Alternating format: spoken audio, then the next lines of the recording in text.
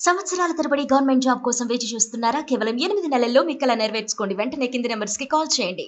देखो 3 जने की सूचना है बाकी हजे कोई और सूचना नहीं ते ये भी बर्न इंजरीज है मोस्ट ऑफ दी बाकी जाके अंदर देखें सर किन्ने के धमाके होए सर कितना हमला कीता सर जा किन्ने रहा के है धमाके होने की बात कितने सुनी है धमाके कीते गए हैं पाकिस्तान में चलो ਜਿਹੜੇ ਡਰੋਨ ਸੀਗੇ ਉਹਨਾਂ ਨੂੰ ਮੈਜੋਰਿਟੀ ਡਰੋਨਸ ਨੂੰ ਜਿਹੜੇ ਆਰਮੀ ਵੱਲੋਂ ਨਿਊਟਰਲਾਈਜ਼ ਕਰ ਲਿਆ ਬਾਕੀ ਜਿਹੜੇ ਕੁਝ ਆਹ ਜਿਵੇਂ 21 ਹੋਇਆ ਜਿਹੜਾ ਇਨਸੀਡੈਂਟ ਜਿਹੜਾ ਸਾਹਮਣੇ ਆਇਆ ਬਾਕੀ ਸਾਰੇ ਸਾਡੀ ਟੀਮਸ ਬਾਹਰ ਹੈ ਤੇ ਅਸੀਂ ਦੇਖ ਲਾਂਗੇ ਜੇ ਕੁਝ ਵੀ ਹੋਊਗਾ ਪ੍ਰਸ਼ਾਸਨ ਦੇ ਨਕਾਮੀ ਨਹੀਂ ਮੰਨਦੇ 4 ਤੋਂ 5 ਫਾਇਰ ਉਸ ਤੋਂ ਬਾਅਦ ਬਲੈਕਆਊਟ ਕੀਤਾ ਗਿਆ ਲਾਈਟਾਂ ਸਰਵੇ ਚੱਲ ਰਹੀ ਸੀ ਨਹੀਂ ਉਹ ਤਾਂ ਇਮੀਡੀਏਟਲੀ ਜਦੋਂ ਸਾਡੇ ਕੋਲ ਇਨਫੋਰਮੇਸ਼ਨ ਉਹਦੀ ਆਈ ਸੀ ਉਦੋਂ ਹੀ ਨਾਲ ਦੀ ਨਾਲ ਅਜੇ ਤੱਕ ਇਹੀ ਇੰਜਰਡ ਹੋਣ ਦਾ ਮਾਮਲਾ ਸਾਹਮਣੇ ਆਇਆ ਕੋਈ ਹੋਰ ਤਾਂ ਨਹੀਂ ਮਾਮਲਾ ਸਾਹਮਣੇ ਆਇਆ ਹੋਰ ਕੋਈ ਨਹੀਂ ਸਾਹਮਣੇ ਆਇਆ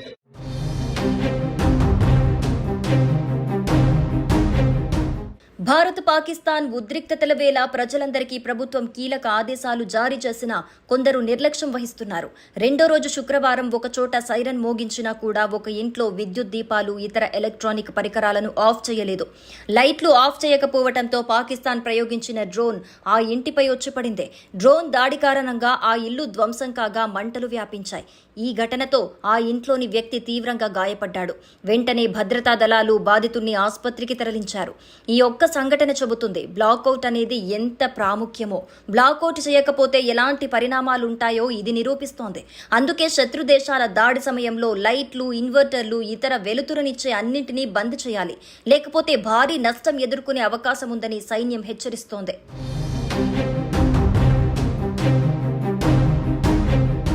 భారత్ పాక్ ఉద్రిక్తతల నేపథ్యంలో ప్రధాని మోడీ నివాసంలో కీలక భేటీ నిర్వహించారు. ప్రధాని మోడీ అధ్యక్షతన జరిగిన ఈ సమావేశానికి భారత త్రివిధ దళ ఉన్నతాధికారులు హాజరయ్యారు. Chief of defence staff general Anil Chauhan, జాతీయ భద్రతా సలహాదారు అజిత్ దోవల్ కూడా ఈ భేటీలో పాల్గొన్నారు. పాక్ చేసిన దాడులు, దానికి కౌంటర్ గా భారత ప్రతిదాడులకు సంబంధించిన పరిణామాలను అధికారులు ప్రధానికి వివరించారు.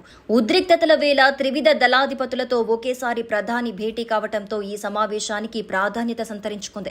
ఇక మరోవైపు టెరిటోరియల్ ఆర్మీని రంగంలోకి దించేందుకు కేంద్రం సమాయత్తమైంది. దీనికోసం భారత ఆర్మీ చీఫ్ కు కేంద్రం మరిన్ని అధికారాలను అప్పగించింది. డ్రోన్లు, మిసైల్స్ తో దాడులు చేసిన పాక్ ను భారత్ సమర్థంగా అడ్డుకుంది.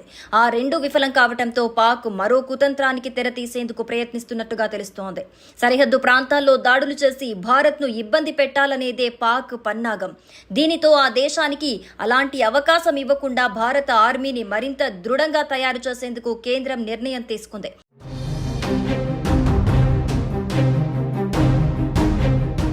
ఈ మేరకు భారత ఆర్మీ చీఫ్ కు మరిన్ని అధికారాలు అప్పగిస్తూ ఉత్తర్వులు జారీ చేసింది. అవసరమైతే టెరిటోరియల్ ఆర్మీని రంగంలోకి దించాలని స్పష్టం చేసింది. ఇందులోని అధికారులను, నమోదు చేసుకున్న సిబ్బందిని పిలిచేందుకు అధికారం కల్పించింది.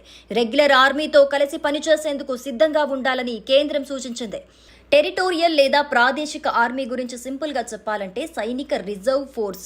దేశంలో క్లిష్ట పరిస్థితులు ఎదురైనప్పుడు భారత ఆర్మీతో కలిసి ప్రత్యర్థితో తలపడేందుకు టెరిటోరియల్ ఆర్మీ సిద్ధంగా ఉంటుంది. ఇందులోని సిబ్బంది, అధికారులకు రెగ్యులర్ ఆర్మీ తరహాలోనే శిక్షణిస్తారు. వీరంతా బయట ఉద్యోగాలు చేసుకుంటూనే వాలంటీర్ గా సైన్యంతో పనిచేస్తుంటారు. 1948లో భారత టెరిటోరియల్ ఆర్మీ చట్టం ఆమోదించారు. ఆ తర్వాత 1949లో అధికారికంగా ప్రారంభమైంది. ప్రస్తుతం దాదాపు 50,000 మంది వరకు ఈ ఆర్మీలో ఉన్నట్లుగా సమాచారం. వీరంతా రెగ్యులర్ ఆర్మీలో భాగమే అయినప్పటికీ నిరంతరం సైన్యంతోనే ఉండరు. అవసరమైన సందర్భాల్లో కథన, ప్రకృతి వైపరీత్యాల్లో రంగంలోకి దిగుతారు.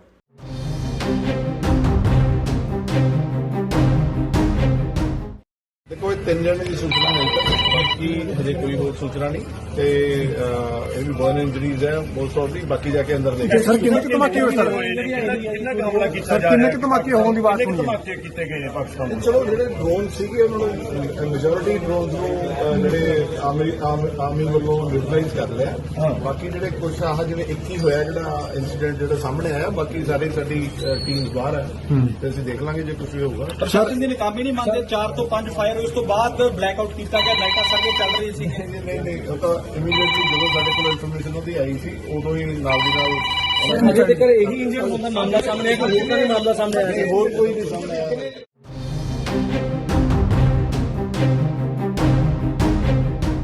భారత్ పాకిస్తాన్ ఉద్రిక్తతల వేళ ప్రజలందరికీ ప్రభుత్వం కీలక ఆదేశాలు జారీ చేసినా కొందరు నిర్లక్ష్యం వహిస్తున్నారు.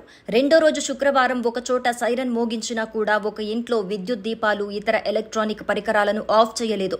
లైట్లు ఆఫ్ చేయకపోవడంతో పాకిస్తాన్ ప్రయోగించిన డ్రోన్ ఆ ఇంటిపై వచ్చి పడింది. డ్రోన్ దాడి కారణంగా ఆ ఇల్లు ధ్వంసం కాగా మంటలు వ్యాపించాయి.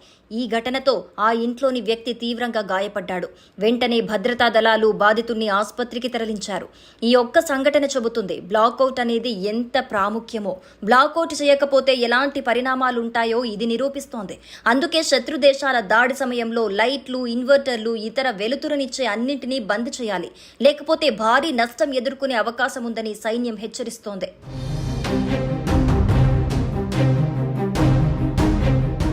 భారత్ పాక్ ఉద్రిక్తతల నేపథ్యంలో ప్రధాని మోడీ నివాసంలో కీలక భేటీ నిర్వహించారు. ప్రధాని మోడీ అధ్యక్షతన జరిగిన ఈ సమావేశానికి భారత త్రివిధ దళ ఉన్నతాధికారులు హాజరయ్యారు. Chief of defence staff general Anil Chauhan, జాతీయ భద్రతా సలహాదారు అజిత్ దోవల్ కూడా ఈ భేటీలో పాల్గొన్నారు. పాక్ చేసిన దాడులు, దానికి కౌంటర్గా భారత ప్రతిదాడులకు సంబంధించిన పరిణామాలను అధికారులు ప్రధానికి వివరించారు. ఉద్రిక్తతల వేళ త్రివిధ దళాధిపతులతో ఒకేసారి ప్రధాని భేటీ కావడంతో ఈ సమావేశానికి ప్రాధాన్యత సంతరించుకుంది.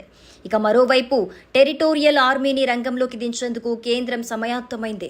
దీనికోసం భారత ఆర్మీ చీఫ్ కు కేంద్రం మరిన్ని అధికారాలను అప్పగించింది. డ్రోన్లు, మిసైల్స్ తో దాడులు చేసిన పాక్ ను భారత్ సమర్థంగా అడ్డుకుంది. ఆ రెండు విఫలం కావడంతో పాక్ మరో కుతంత్రానికి తెరతీసేందుకు ప్రయత్నిస్తున్నట్టుగా తెలుస్తోంది. సరిహద్దు ప్రాంతాల్లో దాడులు చేసి భారత్ ను ఇబ్బంది పెట్టాలనేదే పాక్ పన్నాగం.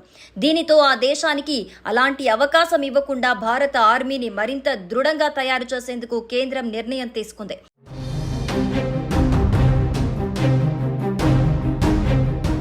ఈ మేరకు భారత ఆర్మీ చీఫ్ కు మరిన్ని అధికారాలు అప్పగిస్తూ ఉత్తర్వులు జారీ చేసింది.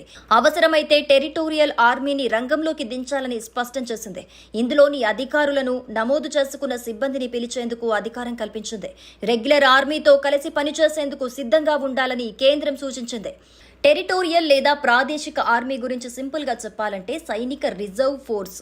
దేశంలో క్లిష్ట పరిస్థితులు ఎదురైనప్పుడు భారత ఆర్మీతో కలిసి ప్రత్యర్థితో తలపడేందుకు టెరిటోరియల్ ఆర్మీ సిద్ధంగా ఉంటుంది. ఇందులోని సిబ్బంది, అధికారులకు రెగ్యులర్ ఆర్మీ తరహాలోనే శిక్షణిస్తారు. వీరంతా బయట ఉద్యోగాలు చేసుకుంటూనే వాలంటీర్గా సైన్యంతో పనిచేస్తుంటారు. 1948లో భారత టెరిటోరియల్ ఆర్మీ చట్టం ఆమోదించారు. ఆ తర్వాత 1949లో అధికారికంగా ప్రారంభమైంది. ప్రస్తుతం దాదాపు 50,000 మంది వరకు ఈ ఆర్మీలో ఉన్నట్లుగా సమాచారం. వీరంతా రెగ్యులర్ ఆర్మీలో భాగమే అయినప్పటికీ నిరంతరం సైన్యంతోనే ఉండరు. అవసరమైన సందర్భాల్లో కథన, ప్రకృతి వైపరీత్యాల్లో రంగంలోకి దిగుతారు.